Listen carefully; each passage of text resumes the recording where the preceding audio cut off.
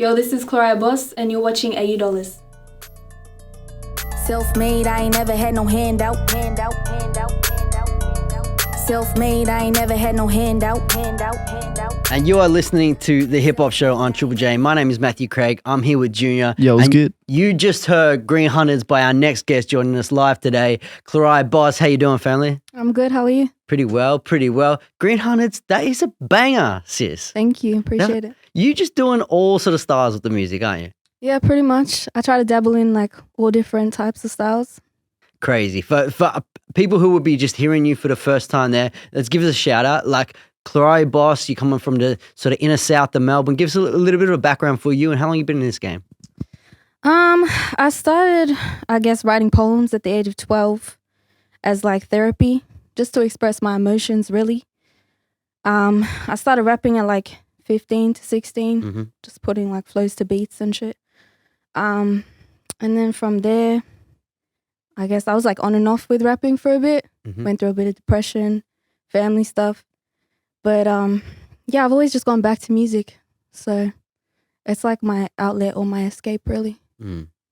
Yeah, Hunter, one of the things I want to find out is like when you were getting into rapping and getting into hip hop and starting to write rhymes and stuff, who were some of your like biggest inspirations and people that you listen to? Because like when I listen to you, you rap circles around most of the rappers that we've been hearing out here. Like honestly, so I'm keen to like tap into who some of your influences are. Yeah, mainly like Lauryn Hill. Yep. Lauryn Hill was a big one for me. The GOAT. Hey, not for real. She like speaks to my soul. Aside from Lauryn Hill, I would say Tupac. Definitely. I hear that. Like he just rapped about struggle and a lot of things I could relate to him, like his relationship with his mom and stuff like that. So they were the two main ones. I guess when I was like 15, I think Young Money was pretty big at the time. So during that time, it was like Nicki Minaj at the start, you know? I just liked how she had all different characters and roles she kind of played. Yeah. And was rapping crazy when she first came in. Yeah, as well. crazy. Straight shit, yeah. Yeah, so I vibed with her. And then as I got older, I kind of just Lauryn Hill, Tupac. Went back to more of the like conscious. Not saying that Nicki's not conscious, but yeah, just people I relate to more. Yeah, for real. I hear that, and that's it's really cool that we touch on that, on about the consciousness of the raps, because you speak on some shit when you're talking and when you're releasing your records. It's something you're known for. You build a pretty incredible fan base, not just Australia, but across the globe, speaking about a bit about where you come from. And give us a bit of insight to that. Like, you know, you still repping and coming out of the Paran Flats, like an area of Melbourne is not the most privileged, you know what I mean? And you're putting on for a story that a lot of people can relate to. Give us a bit of insight to that.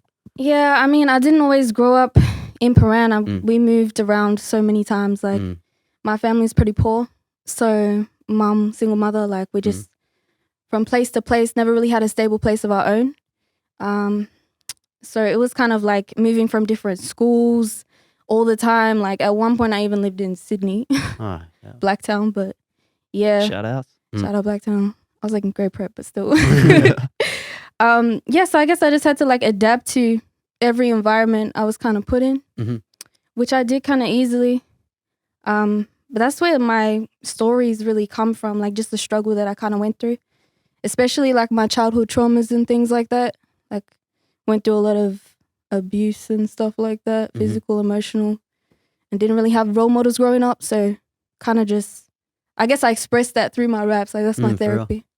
Yeah. Totally, yeah. I've seen both online and actually no, probably just mostly online. Yeah, to be honest, a lot of kids, you know, really getting in touch with your music, and you know, a lot of comments that I see left on your stuff. Yeah, all over YouTube. You know, kids feeling, you know, really strengthened and empowered from your music and helping them along the way. Is that something like a mark that you do want to leave with your art? Definitely. I mean, at the time when I was making these types of raps, I was just using it as my own therapy, my own way of expressing myself. But then I didn't realize until I like stepped back and I started getting millions of views that not only was it helping me, it was helping other people. It's like a domino effect in a way. Yeah, that's cool. And then I kind of realized that it was part of my purpose as well.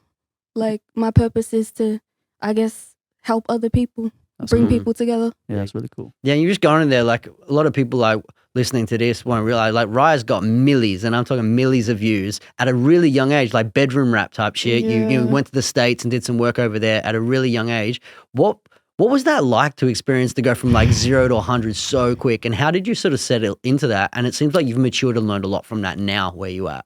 Definitely. At the start, it was overwhelming because I had put out like, I think the first track of mine that went viral and got millions of views, I think it was on Facebook, and it was Suicide.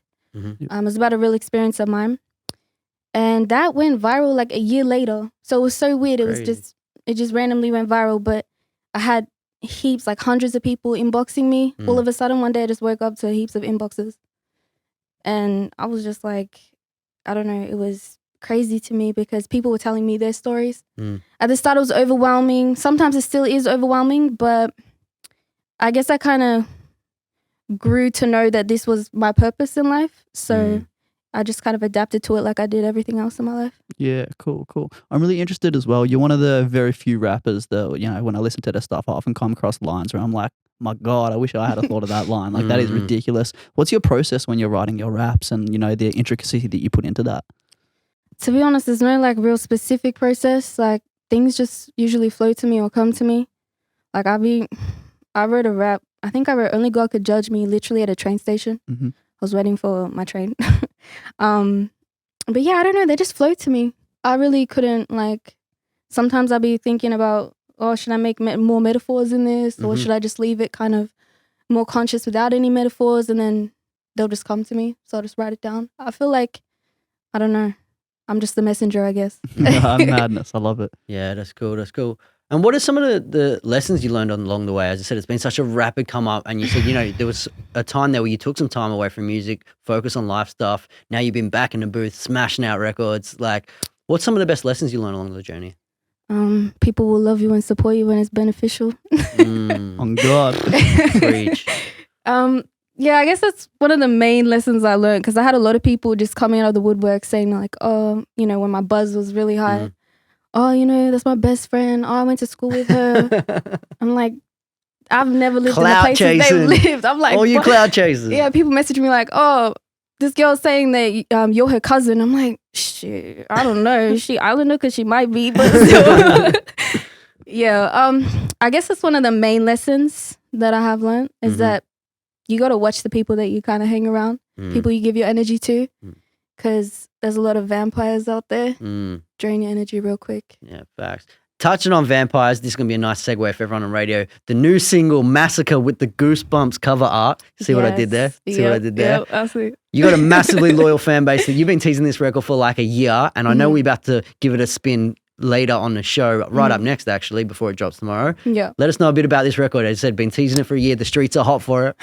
Yeah, man. I mean, Massacre, I wrote it literally in a pitch black room. I just had like colors. It sounds like that as well. Yeah, it does, right? It has like that haunting feeling, like eerie kind of feeling, which is why I went with the Goosebumps vibe. But yeah, I was just like writing about my childhood traumas, things I went through growing up. And also I talk a little bit about, you know, people that don't really come from places that I come from or haven't experienced struggle, but they pretend to be from there. I just think like they use it as an, what's the word? Aesthetic. And it's kind of, I don't know, I can't really respect it. So I talk a lot about that in the song as well. Yeah, I just, you know, you're taking away from the people who've actually had those experiences. And if you come from like a rich family or, you know, you have both parents in your life, you know, you didn't really have to struggle much. Why would you want to struggle?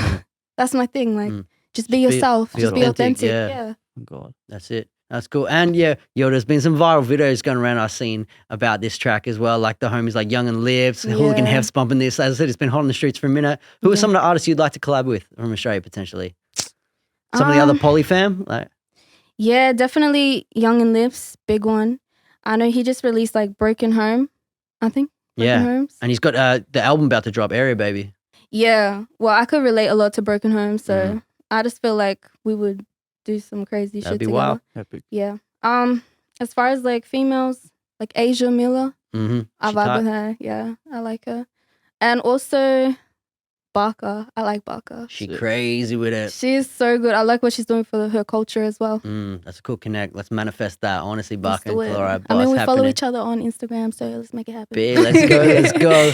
And up next, you're going to hear right now on the Triple J Hip Hop Show. We played it earlier today on lunch, gave it the first ever radio spin, but we're about to play CLARIYAH Bo. Anyone you want to give a shout out to before we throw into Massacre? Yeah, I just want to give a shout out to all my supporters that have supported me from day one. So all my riders out there, big shout out to them. Stay strong, you know, keep doing what you're doing as well. My cousins, all my cousins. Shout out the fam. Yep, shout out to fam. And especially my cousin Vina. She's doing her thing too in the music scene, so 100. gotta give love. Also my team as well. Like to shout out them too. They know who they are. Team. Hey. That's about it. Oh, and God. Shout out God too. No wonder why I lash out. I just need a big check. Big house, big whip, want a big check. Big trip, big chips, wanna think less. Live more, less stress, I need big rest. I deserve that shit, I'ma bounce back. In the bank, green hunters, tell them count that. Shark Tank, when I pull up, never doubt that. Say less if they really ain't about that.